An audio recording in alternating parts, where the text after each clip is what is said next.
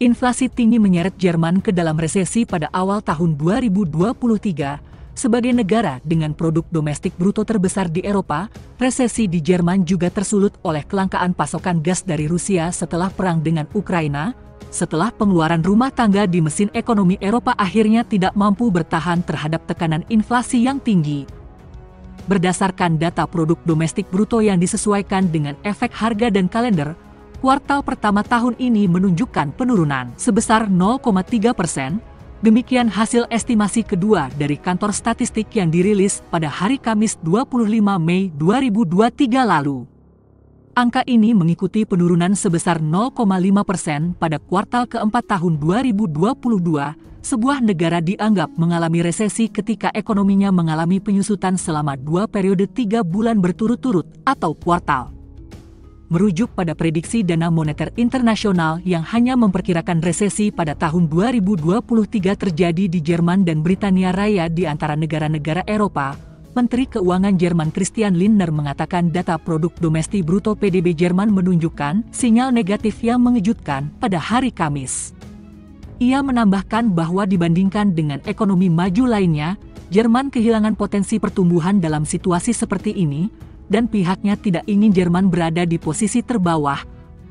Menteri Ekonomi Jerman Robert Habeck menyebut bahwa ketergantungan energi Jerman pada pasokan dari Rusia menjadi penyebab resesi, namun perkiraan pertumbuhan masih lebih suram, dan Jerman sedang berjuang untuk keluar dari krisis ini.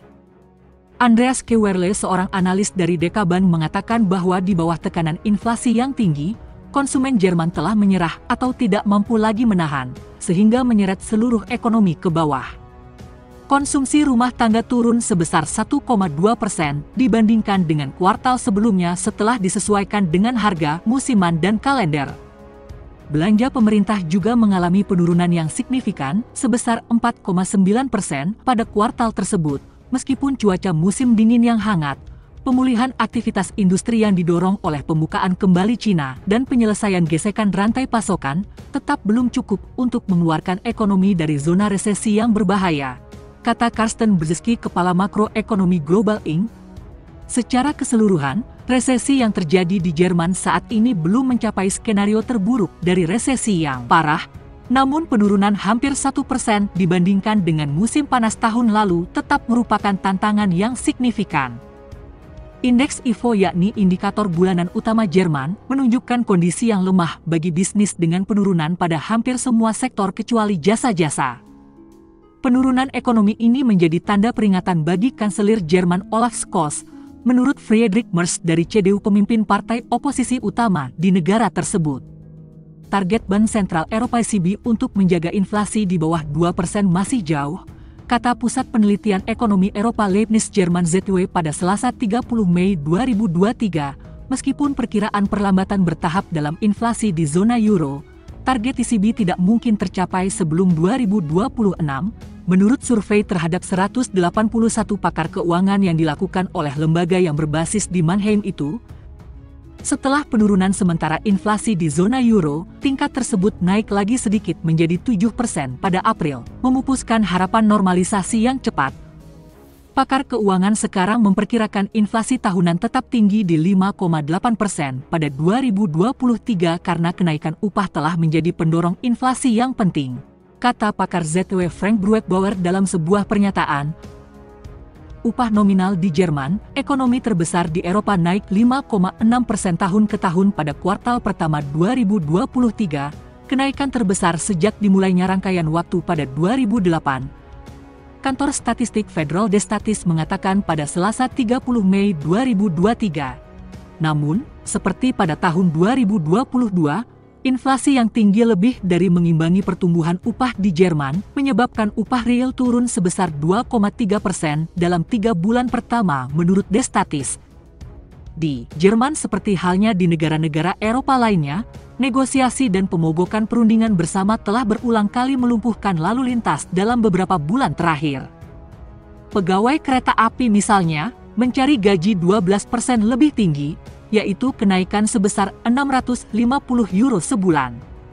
Ada bahaya bahwa permintaan upah yang berlebihan dan kenaikan 12% akan memicu inflasi lebih jauh dan spiral harga upah akan terus berputar tak terelakkan, Julia Kloekner dari Partai CDU yang konservatif memperingatkan pada Maret, untuk menekan inflasi, ECB telah menaikkan suku bunga utamanya menjadi 3,75% dalam 7 langkah. Inflasi utama telah menurun selama beberapa bulan terakhir, tetapi tekanan harga yang mendasari tetap kuat, kata Presiden ECB Christine Lagarde saat mengumumkan kenaikan suku bunga terbaru awal bulan ini. Selain penurunan harga energi, kebijakan suku bunga aktif ECB berkontribusi pada perkiraan inflasi yang lebih rendah daripada Februari, menurut ZTW. Para ahli memperkirakan setidaknya 1 kali kenaikan suku bunga oleh ECB pada tahun 2023 sebelum suku bunga turun secara bertahap di tahun-tahun mendatang. Gerakan Sosial Politik Oposisi Bintang 5 D5Z mengadakan manifestasi ketidaksepakatan nasional dengan kebijakan ekonomi dan anti-Rusia pemerintah Italia di Roma.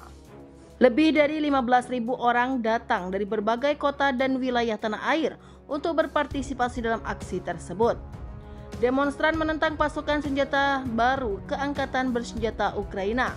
Protes yang diselenggarakan oleh D5Z bergerak dari Piazza della Repubblica dekat Termini sampai tiba di Largo Corrado Ricci.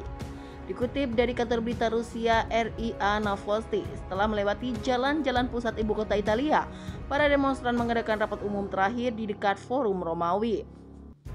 Acara tersebut dihadiri oleh mantan Perdana Menteri Italia Giuseppe Conte serta Sekretaris Kiri Italia Nicola Fratoianni.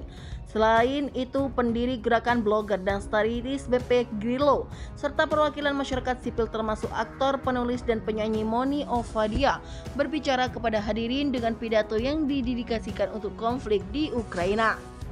Conte atas nama D5Z secara teratur mengkritik kebijakan dukungan militer pemerintah Italia untuk rezim Kiev dan menentang pasukan senjata baru ke Angkatan Bersenjata Ukraina. Pekan lalu, mantan Perdana Menteri itu mengadakan bahwa Volodymyr Zelensky tidak bisa sendirian memutuskan dalam kondisi apa konflik saat ini harus diselesaikan. Selain itu, ia menyebut posisi Barat yang menolak pembicaraan tersebut sebagai kesalahan strategis yang dapat berujung pada penggunaan senjata nuklir. Pada bulan Januari, Parlemen Italia menyetujui keputusan pemerintah yang mengatur kelanjutan berbagai bantuan ke Ukraina, termasuk pasokan senjata. Pada bulan Februari, kabinet setempat menyetujui paket bantuan militer ke-6 berikutnya kepada otoritas Kiev. Di tengah demonstrasi di alun-alun, Giuseppe Conte mengatakan bahwa kesaksian ini penting untuk salah satu pertempuran bersama, dan ini merupakan sinyal penting bagi mereka yang berpikir bahwa mereka adalah mayoritas di negara ini. Para pengunjuk rasa yang berteriak di alun-alun meneriaki Giorgia Meloni agar mengundurkan diri. Diwawancarai di TG1, Conte mengatakan bahwa ini adalah masalah vital bagi semua warga negara Italia. Bagi semua orang yang dibayar dengan gaji rendah membuat kelaparan. Bagi mereka yang berjuang dengan hipotek tinggi dan sewa tinggi. Seakan pemerintah Italia tuli terhadap semua ini dan fokus pada investasi senjata dan amunisi. Conte berkata tentang partisipasi pemimpin Partai Demokrat bahwa ini adalah acara yang terbuka untuk semua kekuatan politik, sosial, dan sipil. Namun protagonisme adalah warga negara biasa yang menanggung kesulitan ekonomi dan sosial yang tidak dilihat oleh pemerintah ini. Menghilangkan pendapat di negara di mana ketidaksetaraan meningkat berarti berperang melawan orang miskin, bukan melawan kemiskinan. Itulah yang dilakukan pemerintah ini, sambil mengambil kontrol dan keadilan serta merongrong semua inisiatif untuk menjamin transisi ekologis, dan semua ini terjadi sementara risiko bencana global akibat eskalasi perang semakin nyata, ujar pemimpin kiri Italia.